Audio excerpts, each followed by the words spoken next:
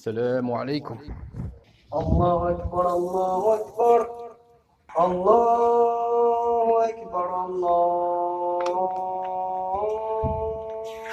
أكبر. أشهد أن لا إله إلا الله أشهد أن لا إله إلا الله أشهد أن محمدا رسول الله أشهد أن محمدا رسول الله. حي على الصلاة حي على الصلاة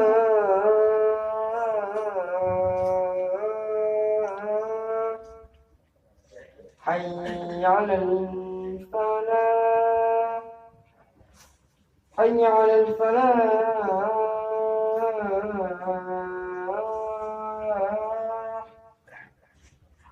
الله أكبر الله أكبر. لا إله إلا الله. إن الحمد لله نحمده ونستعينه ونستهديه ونتوب إليه ونستغفره ونثني عليه الخير كله، وأشهد أن لا إله إلا الله وحده لا شريك له، يحب التوابين ويحب المتطهرين، وأشهد أن نبينا محمد عبده ورسوله سيد الأولين والآخرين وأشرف الأنبياء والمرسلين، صلى الله وسلم وبارك عليه وعلى آله الطيبين الطاهرين وصحبه الغر الميامين والتابعين ومن تبعهم بإحسان إلى يوم الدين. أما بعد، فأيها المسلمون، اتقوا الله تبارك وتعالى حق التقوى. عباد الله، يا من شرفكم الله بالإسلام، أشكر الله على هذه النعمة الكبرى، فإن دينكم دين الكمال والشمول، ولم يترك خيرا لعباد صلاحا لهم في أمور المعاش أو المعاد إلا أمر به وحث عليه، ولا شرا أو ضررا يعود عليهم في دنياهم أو في عقولهم وأجسادهم إلا حذر منه ونهى عنه.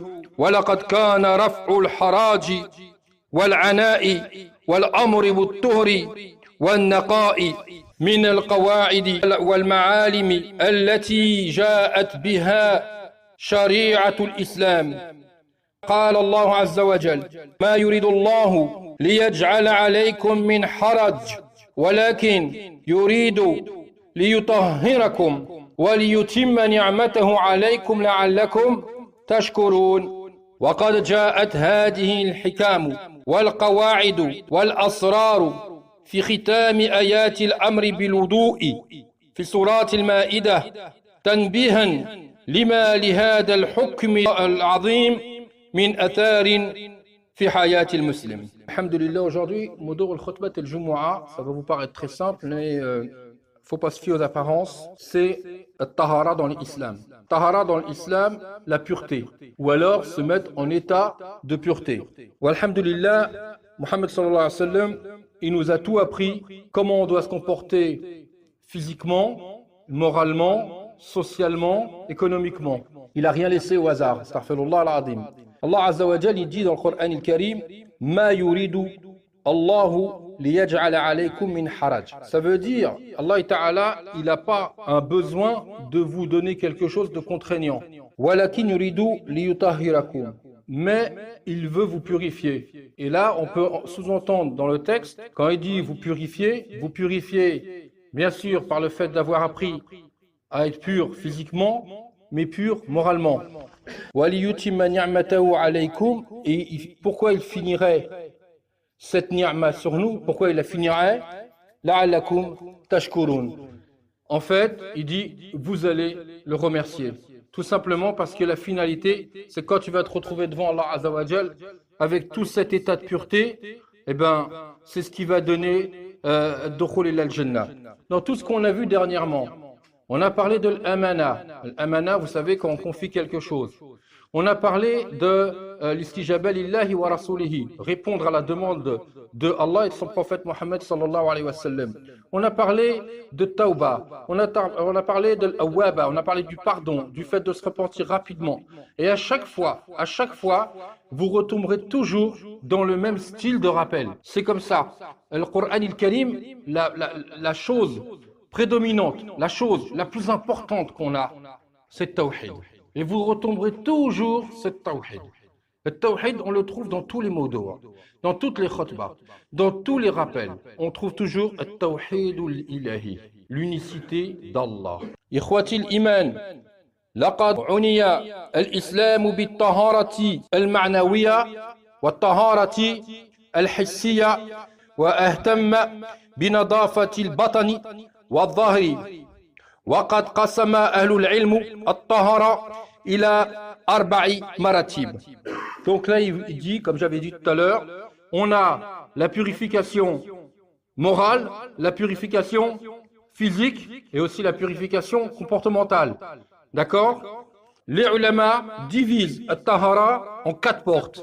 أولها الطهارة الظاهر من الأحاديث والأنجاس والفضلات وقد جعل الإسلام هذه المرتبة جزءا من حياة المسلم وتابعا لا غنى له عنه وعملا لا ينفك منه في اليوم والليلة والوضوء الشرعي ذروة سنام هذه المرتبة وفيه من الأجر العظيم والثواب الجزيل أضعاف ما له من الأثار الحسنات على نظافة المسلم فقد جعله النبي صلى الله عليه وسلم سبابا لمحو الخطية ورفعة الدراجة كما في الصحيح مسلم من حديث أبي هريرة رضي الله عنه قال رسول الله صلى الله عليه وسلم ألا أدلكم على ما يحمو الله به الخطايا ويرفع به الدرجات قالوا بلى يا رسول الله قال إسبغ الوضوء على المكاريه وكثرة الخطى إلى المساجد وانتظار الصلاة بعد الصلاة فذلكم الرباط. Donc dans la première porte, il commence les ulama à nous déterminer, à nous expliquer taharatul jasadiyya. Taharatu, on va dire l'extérieur, la purification extérieure. C'est la plus simple. C'est la plus simple à faire et c'est la plus simple à respecter. Donc, le prophète Mohammed sallallahu alayhi wa sallam nous rappelle que dans la tahara, il nous élève. Il nous élève pour pouvoir accomplir les rites et les obligations d'Allah Ta'ala qui nous a imposées.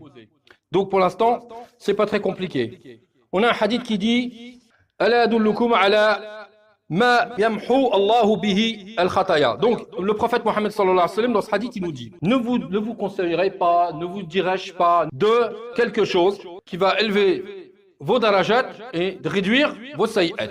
Wa yarfa'u bihi darajat. Donc ça fait baisser les khataya et ça fait monter les darajat. Qalu bala. Ils ont dit oui, bien sûr, Mohammed sallallahu alayhi wa sallam, on veut cette information. Qala isbahu l'udu ala al-makari. Donc faites l'udu lorsqu'il faut faire l'udu, faites l'udu. Wa kathratul khuta ila al-masajid. Et quantifiez les pas vers la mosquée. Ça veut dire qu'il faut aller fréquemment à la mosquée faire la prière.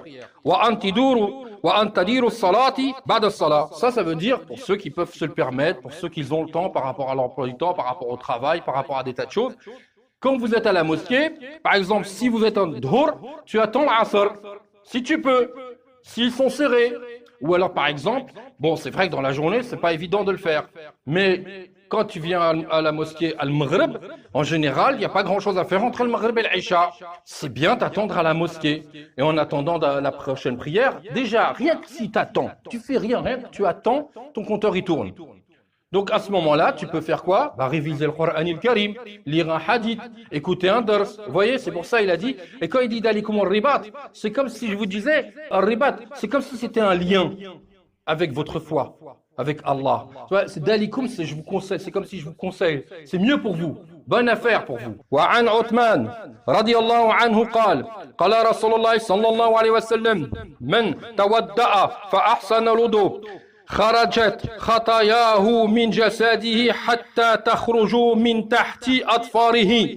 Là il dit, Uthman radiallahu anhu, il nous dit, celui qui a fait l'odo et qui l'a bien fait, ça on va en parler après, et qui a bien fait son odo, kharajat khatayahu min jasadihi, toutes ses erreurs sortent de ce corps, toutes les khatayas, tout ce qu'il a fait de mal, ça sort en même temps. Vous voyez, l'odo, c'est une ibada, mais vous voyez, quand tu fais de dua, tu demandes à Allah, Ya Rabbi, pardonne-moi, tu vois. Et bien l'odo, le fait de faire l'odo, c'est comme si tu étais en pleine dua, et en train de demander à Allah qui te pardonne. Et grâce à ce petit odo-là, rien que ça, eh ben, tu purifies ton corps. Et tu purifies ce que tu as pu faire entre deux odos ou deux prières.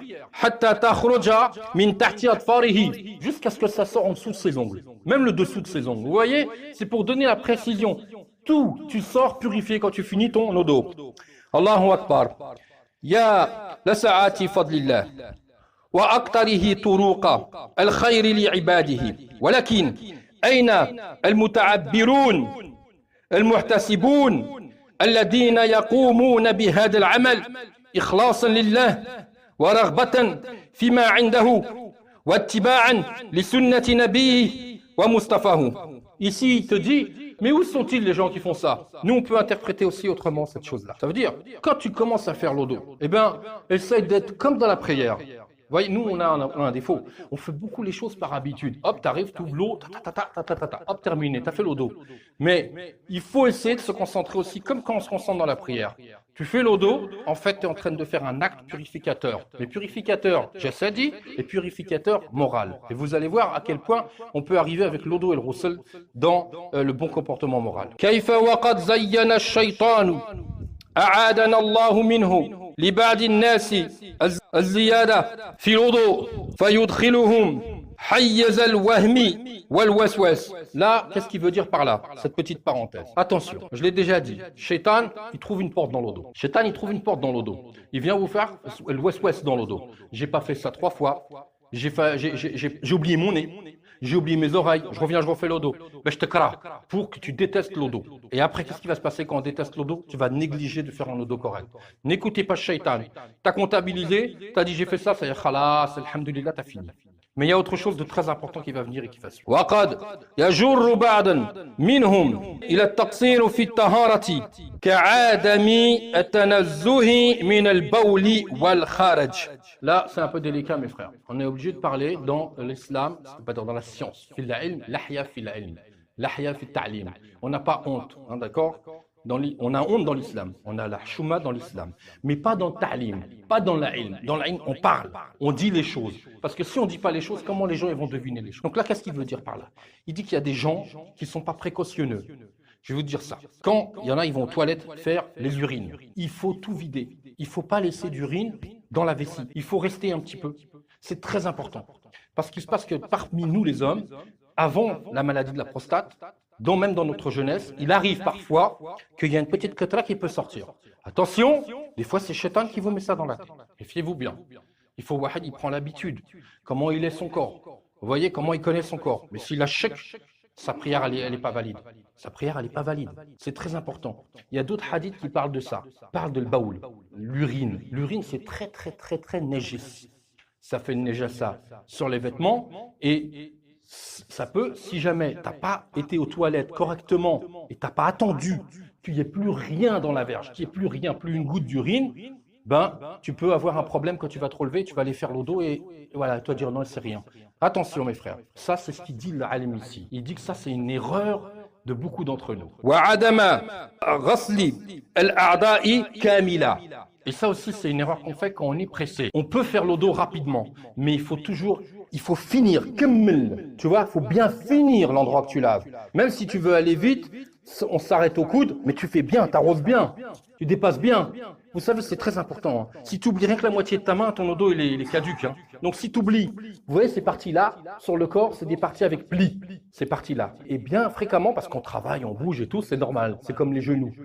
Cette partie-là, si l'eau ne rentre pas dans les petites fissures qu'il y a là, attention mes frères, l'odo il est narcos. Donc, quand vous arrivez là, il faut bien mouiller. Vous voyez, ça paraît rien du tout, mais la prière, elle n'est pas valide sinon. On ne peut pas laisser des parties sèches. Vous voyez? Si tu veux que l'eau d'eau il marche comme il a dit que ça te purifiait en tant que purificateur, jassadi et purificateur dans les hasanat, dans les sayyat, afwan, eh bien, il faut tout nettoyer bien comme il faut. Il faut être généreux dans l'eau. Aou, ma yaf'al ba'du al-juhali min at-tayammum ma'a wujud al-ma' aw imkani al-husuli alayh. Et comme il y a des gens, des fois, Allah yahdina, il fait tayammum, on l'a déjà dit, alors qu'il y a de l'eau dans le local. Il y a de l'eau pas loin. L'accès à l'eau n'est pas très loin. Vous voyez, même si je dois aller au bout de ce bâtiment-là pour faire l'eau d'eau, tu y vas. Tu peux pas dire, ah là, il n'y a pas d'eau. Ouais, là, il n'y a pas d'eau. Mais il y en a là-bas. Il y en a un peu plus loin. Avant d'arriver à dire, je fais tayammum. Non, le tayammum, quand quelqu'un il est vraiment dans les conditions de santé, où il ne peut pas se mouiller. On a un hadith qui dit qu'il y avait un frère qui était blessé à la tête et ils lui ont dit non, tu fais l'eau d'eau quand même. Il a mouillé sa blessure et il en est mort. C'est du jahl ça. Non, quelqu'un qui est blessé, il ne peut pas faire l'eau d'eau, il fait tayammum, on n'en parle plus. Il y a de l'eau, il n'y a pas d'eau, on ne rentre pas dans cette bèbe-là. Le tayammum, il est dans, quand je dis, quelqu'un, il dit, ah, il n'y a pas d'eau, là, je fais tayammum, j'ai pas le temps. Si jamais je m'en vais, je reviens, je vais les trouver, ils ont fini ça là. Et alors, va faire l'eau d'eau, reviens et prie. De toute manière, si tu restes et que tu fais la prière avec tayammum alors qu'il y a de l'eau, c'est comme si tu n'avais pas fait la prière. C'est pas la peine de te casser la tête, autant aller faire l'eau d'eau. ومن عناية الإسلام بالوضوء أن جعله مرتبطا بأهم أركان الإسلام بعد الشهادتين وهي الصلاة فهو شرط لصحتها ومفتاح ومقادمة لها. Donc, comme je vous l'ai dit, l'eau d'eau, c'est la porte pour entrer dans la prière. أقول قولي هذا واستغفر الله لي ولكم إن الله غفور رحيم. الحمد لله إن الحمد لله والصلاة والسلام على سيدنا وحبيبنا محمد. ومن مظاهر عناية الإسلام بطهارة الظاهر إيجابه والاغتسال عند حدوث موجباته كالجنبة والحيض والنفس بالنسبة للمرأة كما شرع الإسلام الاغتسال في حالات أخرى كالجمع والأعياد والإحرام وحضور الاجتماعات. Donc, on passe de l'eau d'eau au roussel. Et là, vous allez voir qu'on va tomber dans quelque chose d'un peu compliqué quand même. Parce qu'on fait la douche vite fait, mais c'est pas si simple. Et je vous rappelle qu'on est toujours dans la première porte de Tahara. On n'a pas encore touché les deux autres portes. Elles sont beaucoup plus courtes, elles tiennent comme une phrase, mais vous allez voir leur importance. Ici, il te dit, donc le roussel, comme vous le savez tous, ça concerne la janaba, c'est-à-dire le besoin d'avoir à faire la grande ablution parce qu'il y a eu une pollution nocturne ou il y a eu un rapport sexuel. Ou al-hayd, vous savez tous c'est quoi? C'est les règles quand les femmes ils ont leur période, et al-nafas c'est les eaux de la grossesse quand elles partent. À ce moment-là, quand elles ont fini, les femmes, elles font aussi le roussel. C'est-à-dire là dans d'autres domaines aussi, qu'al-juma', quand on fait la jumu'a, il faut faire le roussel entier. Quand vous venez pour la jumu'a, vous faites le roussel, tout le monde le sait. Ou al-ayad, l'Aïd al-Adha, la fête du Aïd al-Adha, ou l'Aïd al-Fatr, la fête du mouton et la fête de la fin du Ramadan. Ou al-Ihram, pour ceux qui ont eu l'occasion, alhamdoulilah, d'aller faire l'Umrah ou l'Hajj. Avant de mettre, vous savez, l'Ihram, la tenue qui est en deux morceaux, on fait le roussel aussi. ومن ذلك حث على التطيب والسواك والختان وإحضار الزينة عند حضور المساجد والصلاة. قال الله عز وجل يا بني آدم خذوا زينتكم عند كل مسجد. Donc pareil, il est recommandé, et vous le savez tous, de se parfumer, d'utiliser le siwak au maximum, et le khitan. Le khitan, c'est la circoncision.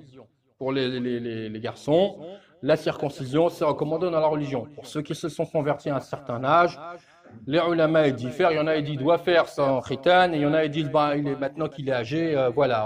Mais avec les moyens techniques qu'on a maintenant, c'est quelque chose qui dure même pas une demi-heure, et puis voilà, quoi. N'importe quel âge. يقول الله عز وجل يا بني آدم خذوا زينتكم عند كل مسجد. Ça veut dire alors ça peut dire de faire l'odo, de se faire beau, de s'arranger, et d'aller prendre, بعض العلماء يقولوا, a dit quand ils ont dit خذوا زينتكم عند كل صلاة, ça veut dire quand il dit tous les masajids, ça veut dire à chaque fois que tu vas au masjid, à chaque fois que tu vas pour prier, tu te fais beau, tu te parfumes, tu t'arranges. T'évites de venir avec ton bleu de travail et tes chaussettes du travail parce que déjà c'est désagréable pour les frères qui sont là et qui vont le supporter, et puis pour toi-même, tu dois être dans un état assez pur pour pouvoir... alors maintenant, bien sûr, si tu sors directement du boulot, bah, tu vas faire l'odo et tu essaies d'enlever le bleu de travail ou la blouse ou quelque chose pour avoir quand même un peu de décence. Vous voyez, de décence, et puis tu vas te sentir mieux dans ta prière.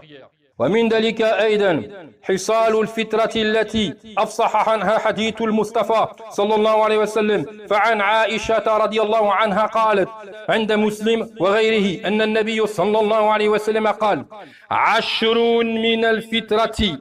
Alors, Aïcha nous rapporte un hadith de Mohammed sallallahu alayhi wa sallam dans lequel il a cité 10 points qui font partie de Tahara. Donc, qassu al-sharib, c'est les moustaches, mes frères. On doit tailler les moustaches. Il y a des frères qui rasent totalement la moustache, c'est mieux. Mais ceux qui sont comme moi, qui préfèrent garder leur moustache, esthétiquement parlant, on va dire, eh ben, il la taille au maximum. Il la taille au-dessus et il la taille en dessous. Et surtout quand on a des bonnes moustaches bien charnues, comme on dit, faire attention que ça ne vienne pas sur les lèvres. C'est pas bien, c'est pas recommandé dans l'islam d'avoir les moustaches qui tombent sur les lèvres. Donc, il faut bien tailler ses moustaches, ou alors, comme il y en a qui font, hop. Mais il y en a, ils ne peuvent pas faire ça.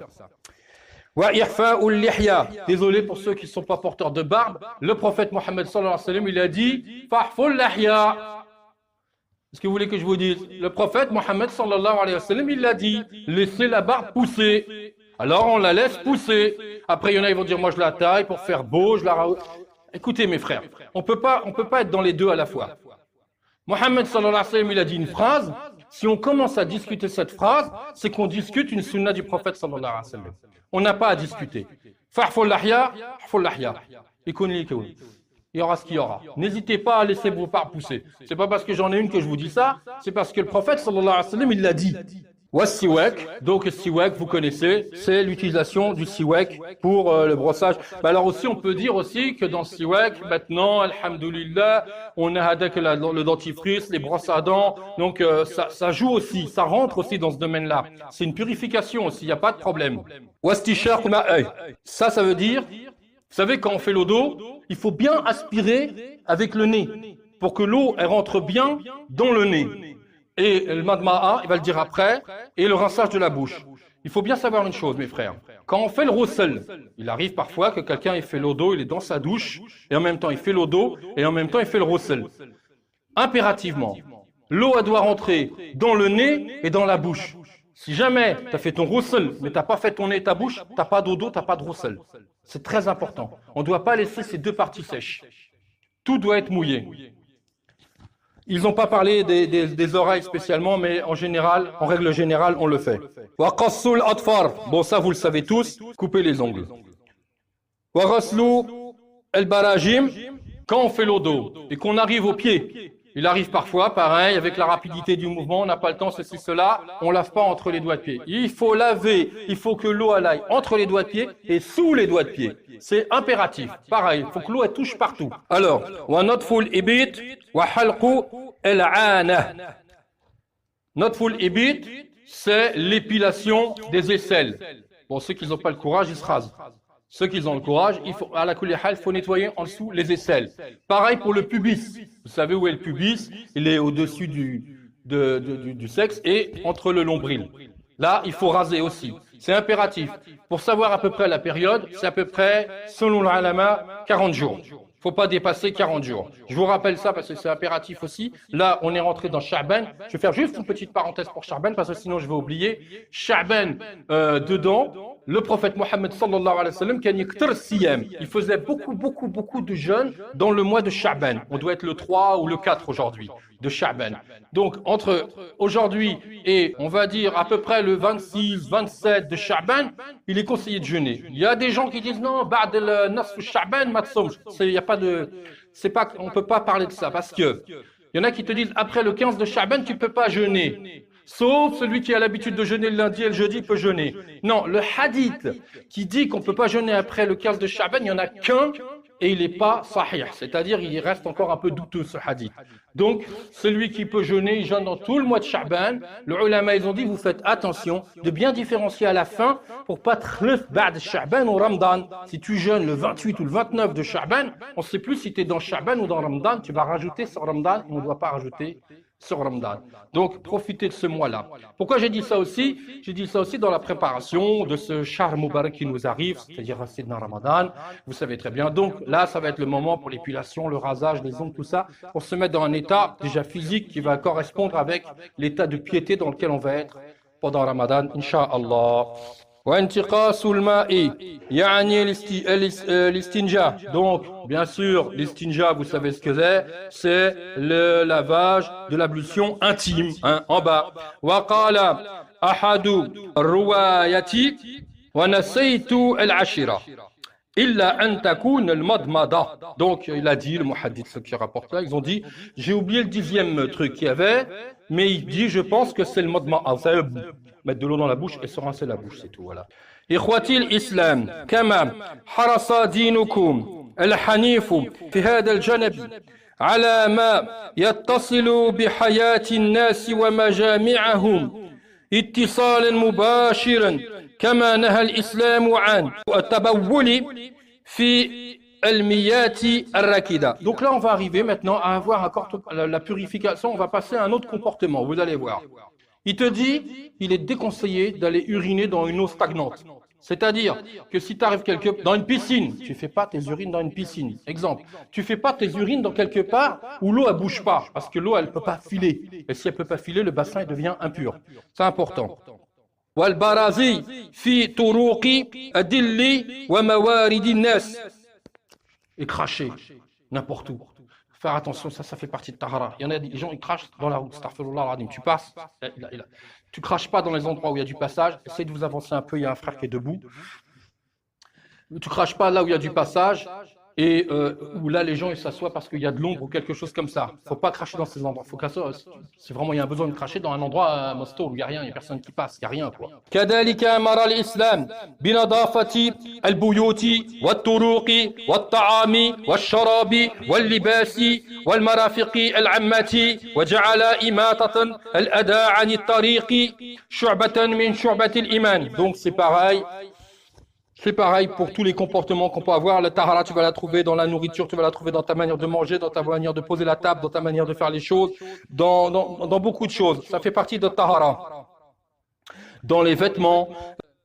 Et aussi, dans la route, quand tu vois quelque chose. Wahada, il y a un hadith qui nous dit ça, que le minimum de l'iman, la plus petite chose qu'on fait dans l'iman, eh ben, c'est quand tu vois par exemple un bout de verre ou une pierre ou la haja comme ça, tu l'enlèves de la route. Tu l'enlèves de la route pour pas que quelqu'un il se blesse. Ça fait encore partie de tahara. Wa akhbarana al-Mustafa sallallahu alayhi wa sallam, anna Allah jamilun yuhibbul jamal. Donc vous voyez, ça c'est un vrai hadith. Le prophète Mohammed sallallahu alayhi wa sallam, il a dit que Allah, il est beau et il aime ce qui est beau. وقد أمر الله نبيه صلى الله عليه وسلم بتطهر فقال وثيابك فطهر. Donc on a la preuve avec cette ayah que Allah Azza wa Jal il a donné l'ordre au prophète Mohammed sallallahu alayhi wa sallam de tahir ses vêtements. كما مدح سبحانه وتعالى أصحاب رسول الله صلى الله عليه وسلم فقال سبحان الله فيه رجال يحبون أن يتطهروا Wallahu yuhibbu al-mutahhirin. Ça veut dire quoi? Parmi eux, il y a des gens qui aiment se purifier, qui sont purs, et Allah Azza wa Jal aime les gens purs. On a fini la première porte de Tahara. At-Tani, al-Maratib al-Tani. Alors, Taharatu al-Jawarihi min al-Dunubi wal-Atham. ثالثا طهارة القلب من الأخلاق المذمومة والرذائل الممقوتة. Ça va être délicat. Dans la tahara, et on va le trouver après encore cette chose, on va le retrouver après. Il y a la tahara des sens. Il le dit à la fin de la khutbah, il dit il y a la tahara des sens. Jawarih, les sens, les yeux, l'oreille, la bouche, le cœur, mais les yeux, mes frères. Donc il faut savoir que quand quelqu'un n'est pas dans tahara, le malaïka ne s'approche pas de lui. Il faut bien savoir. Quand quelqu'un il est dans la janaba, le malaïka ne s'approche pas de lui. Donc il faut faire attention à certaines choses. C'est des détails, mais vous allez voir. Ramadan, il arrive, Inch'Allah. Il est possible que tu te réveilles pour Sahar. Tu vas te lever pour Sahar. Mais tu n'es pas en état de faire la prière. Tu es janib, comme on dit, tu n'es pas pur. Ça veut dire soit tu as une pollution nocturne. Quand je veux dire une pollution nocturne, vous avez compris, ça veut dire qu'il y a eu éjection. Hein, d'accord, durant la nuit, il a fait un rêve ou la haja. Ou alors, il a rencontré son épouse. Il se lève à Sahar. Comment il va faire? Le malaïka ne s'approche pas de lui, il va dire Bismillah pour manger. Comment il fait? Il n'a pas le temps. Il y a 10 minutes, là, il faut qu'il mange vite fait et après il vient faire le roussel. S'il fait le roussel, mais il s'arrache. Alors, selon certains ulama, il ne fait pas tahara parce qu'il n'a pas le temps, il va faire juste l'odo. Il fait un petit odo pour aller manger. Déjà, ça pour pouvoir dire Bismillah et tout ça, vous voyez? Donc, et pour faire sahar, parce que sahar, sachez que c'est une sunna. C'est une sunna. C'est pas qu'on fait que manger quelque chose. Non, c'est une sunna. Quand on applique une sunna, on essaye d'être en état de purification. Mais là, c'est un incident ou quelque chose comme ça, il n'y a pas le temps, et ben c'est pas grave, il ne faut pas s'affoler. Tu fais l'odo vite fait, même qu'une fois, tu fais l'odo vite fait, et tu vas sahar. Ça, c'est le premier point. Deuxième point, at-tahara. At-tahara, la purification de l'homme, elle est jasadiya ou qalbiya, ou elle est dans la foi aussi. Hein. Elle est dans la foi, mes frères. Ceux, astaghfirullah, qui regardent l'aflam, al-janasi, c'est-à-dire les films qui sont à tendance érotique ou pire, attention mes frères, c'est haram. On ne regarde pas ces films-là, on ne regarde pas ces choses-là. Qu'est-ce qui va se passer pour les personnes qui ont une tendance à regarder ces films-là ou à se laisser aller à regarder les filles qui sont habillées vraiment, vous savez très bien comment ça se passe dans la rue. Qu'est-ce qui va se passer? Vous savez, le corps, c'est une machine et il y a une partie chimique dans cette machine. Il n'y a rien à faire. On est des hommes. Il y a une partie chimique. Si tu développes certaines choses avec tes yeux, il va y avoir une incidence corporelle. Il ne faut pas rêver. Tu ne peux pas rester à regarder une femme magnifique, complètement nue, sans avoir une réaction chimique à l'intérieur. Même si toi, tu ne sens rien, à ce moment-là, il s'est passé quelque chose dans ton esprit. Et alors, qu'est-ce qui peut se passer? Il peut se passer deux choses. Je vous l'ai dit tout à l'heure, on ne doit pas avoir honte dans le ilm, on a honte dans la religion. Mais dans le ilm, on n'a pas le choix, on est obligé de dire les choses. Si on ne les dit pas, Yawm al-Qiyamah, vous allez venir, vous allez dire ils ne nous ont pas dit. Quand la personne elle a une mauvaise pratique, soit parce que maintenant il y a l'internet et on a accès à des choses qui sont illicites, très facilement tu te mets dans un coin, tac, tu vois tout ce que tu veux. C'est facile, hein. Alors, bon, je vais vous parler après du remède qu'on peut trouver pour ça. Soit tu es dans la rue et tu regardes. Qu'est-ce qui va se passer? Soit la personne elle a une pollution nocturne. À cause de ça, il va faire un rêve érotique. Hein? Et quand on dit un rêve érotique, on embellit le mot. Hein? C'est un rêve moufsid. C'est tout, c'est un cauchemar. Ce qui va se retrouver dans le janaba. Le malaïka ne s'approche pas de lui alors que c'était rayrin. C'était s'il dort, ma'alish, mais s'il ne dort pas, c'est pire. Donc, qu'est-ce qui va se passer? Eh bien, il va avoir une pollution nocturne. Mais parfois, il arrive, et fréquemment, qu'il y a des gens qui provoquent cela. Mes frères, il ne faut pas cacher les choses. Il y a des gens, ils regardent des trucs. On peut dire X, et puis après, il a un comportement qui n'est pas religieux. Il touche, et il se passe des choses. Et là, mes frères, il faut savoir que dans l'islam, hada haram. Hada haram. C'est haram. Celui qui n'est pas marié, il faut qu'il se marie. En plus, on n'est pas comme dans les pays où on a du mal à se marier. Ici, vous pouvez vous marier. Celui qui dit « je ne peux pas me marier », c'est un menteur. Les femmes ici ne disent pas « donne-moi 50 000 millions » ou là, je ne sais pas combien. Ils ne demandent rien. Ils demandent juste le nikah, le mariage, le halal. On fait shurut, terminé, chacun dans sa maison. Vous voyez, le mariage, il est très facile ici. Deuxième solution, tu jeûnes. Le lundi et le jeudi, tu jeûnes pour éviter d'avoir ça. Mon frère, c'est très grave dans ton esprit. C'est une détérioration de ta foi et c'est une détérioration de ton amour pour Allah. Il faut bien se dire une chose. Si tu veux un remède, quand tu es seul et qu'il t'arrive un problème technique de ce genre, dis-toi, est-ce que si Mohammed sallallahu alayhi wa sallam il serait devant moi, je fais ça? Mustahil que je vais faire ça devant le prophète sallallahu alayhi wa sallam, on est bien d'accord? Mais devant Allah alors, Allah il te voit, Allah il voit tout. Comment tu fais? Tu crois qu'Allah il se tourne? Non, il te regarde. Au Yawm al-Qiyamah, ton corps il va parler. Tu te rends compte de cette humiliation? Donc mes frères, on sait très bien que ce problème, il est récurrent chez beaucoup de gens. Mais sachez que la foi, elle est complètement détériorée par ça. Ta foi, elle est trop détériorée. Et pour avoir l'ittisal, pour avoir ce lien qui va t'amener à l'khushu', qui va t'amener à l'khushu', qui va t'approcher d'Allah Azza wa Jal, tu as besoin de cette purification. Tu as besoin d'éviter tout ce qui te mène à autre chose. Et Allah Azza wa Jal, alhamdulillah, fi had ad-din, il nous a permis des épouses, et nous, dans notre religion, vraiment à ce niveau-là, Allah, le prophète Mohammed sallallahu alayhi wa sallam, il dit faites comme vous voulez avec vos épouses. Il n'y a que trois trucs comme ça qui sont déconseillés et interdits. Sinon, vas-y. Alors, il faut se marier, mes frères. Il faut arrêter dans le haram. Dire, moi je ne peux pas avancer, mes frères, il y a encore des gens debout et dehors en plus. Avancez, il faut qu'ils rentrent. Ils ne peuvent pas écouter le khutbah là-bas. Donc, mes frères, cet état de purification qui est recherché, cet état moral de purification qui est recherché, il faut le chercher aussi dans nos actions. Sachez, mes frères, il y a encore une chose, je sais que je tarde, mais je ne peux pas faire autrement. Il y a encore une chose que cette chose-là, elle amène. Il y a des hommes, ils viennent nous voir. Wallahi, ils viennent nous voir et ils me disent, Ya akhi, j'ai un problème. Je suis marié, j'ai des enfants, mais je ne peux pas m'empêcher de regarder les films interdits, on va dire. Les films qui sont vraiment interdits, c'est plus que interdit. Et il te dit, je ne peux pas m'empêcher. Avec le résultat, hein, c'est-à-dire qu'il va se passer quelque chose. Il est marié. Vous savez pourquoi? Hadi, dans les pays arabes, on appelle ça l'habitude cachée. L'habitude cachée. C'est devenu une sale habitude cachée. Et cette habitude cachée, il la traîne toute sa vie. Vous vous rendez compte quand il va aller faire le hajj, vous vous rendez compte dans quel état il est? Mes frères, les plus jeunes, il faut cesser cette chose-là. Il ne faut pas rentrer là-dedans, mes frères. Shaitan, il est heureux. Shaitan, il est complètement heureux. Parce que c'est comme si tu disais, Allah, il me regarde, mais je m'en fous. Vous avez compris, mes jeunes, là? Allah, il me regarde, mais je m'en fous. Ou alors les célibataires. Je suis désolé de vous dire ça. Mariez-vous. Mariez-vous. Jeûnez. Faites dhikr. Approchez-vous d'Allah. Si votre cœur, il s'ouvre à Allah, wallahi, Shaitan, il ne va pas venir. Il ne va même pas venir dans votre pensée. Il ne viendra pas vous troubler. Parce que là, ça vous néglige énormément au niveau de l'iman.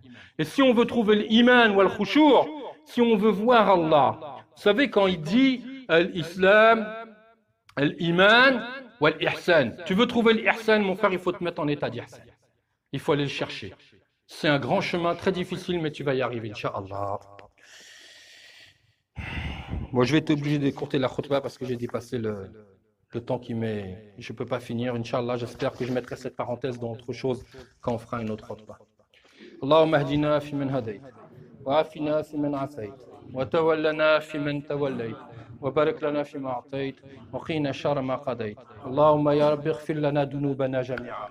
اللهم يا رب اغفر لوالدنا ولأولادنا اللهم بارك لنا في أولادنا يا رب العالمين اللهم احفظ أولادنا يا رب العالمين من كل فتنة ومن فتنة الزنا ومن فتنة النساء يا رب العالمين اللهم يا رب العالمين اغفر لنا ما قدمنا وما أخرنا وما سررنا وما غرنا وما سرفنا وما أنت أعلم به منا أنت المقدم وأنت المؤخر لا إله إلا أنت اللهم اجعلنا يا رب العالمين نطبق مدى أمرت ونحرم على أنفسنا مدى حرمت يا رب العالمين ونعمل كما وصانا عليه محمد صلى الله عليه وسلم اللهم احفظ المساكين والمظلومين اللهم اشف كل مريض وكل مجروح اللهم ارحم المسلمين كلهم يا رب العالمين وارحم والدينا يا رب العالمين واهدي أولادنا يا رب العالمين وبارك لنا في أولادنا وإصلح لنا أولادنا اللهم اكرمنا بالإيمان وبالتقوى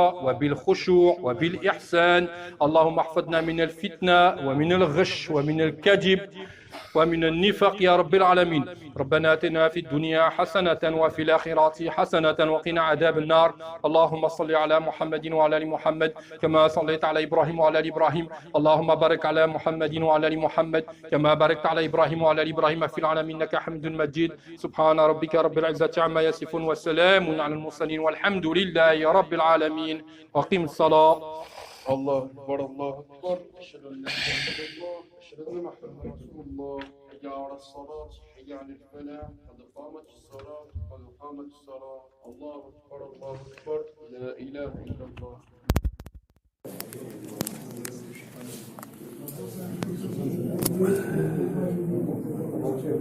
Avancez mes frères, avancez.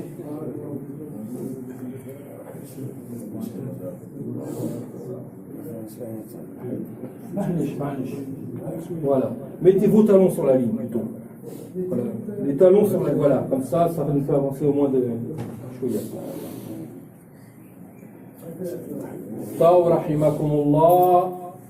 القدم مع القدم والكتف مع الكتف.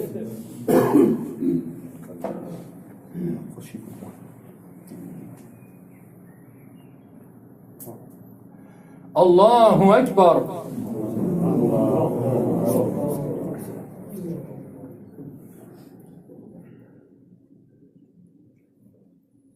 الحمد لله رب العالمين الرحمن الرحيم مالك يوم الدين إياك نعبد وإياك نستعين اهدنا الصراط المستقيم صراط الذين أنعمت عليهم غير المغضوب عليهم ولا الضالين.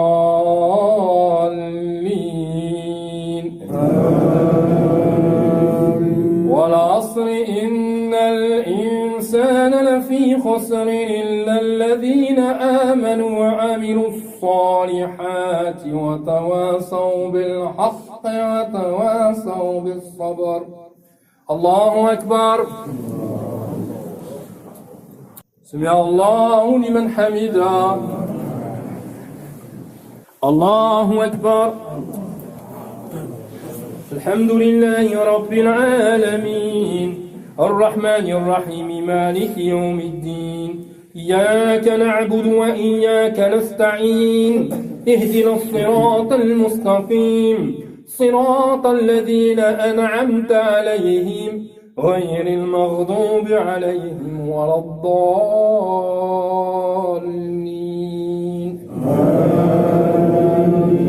قل هو الله أحد الله الصمد لم يلد ولم يولد ولم يكن له كفوا أحد.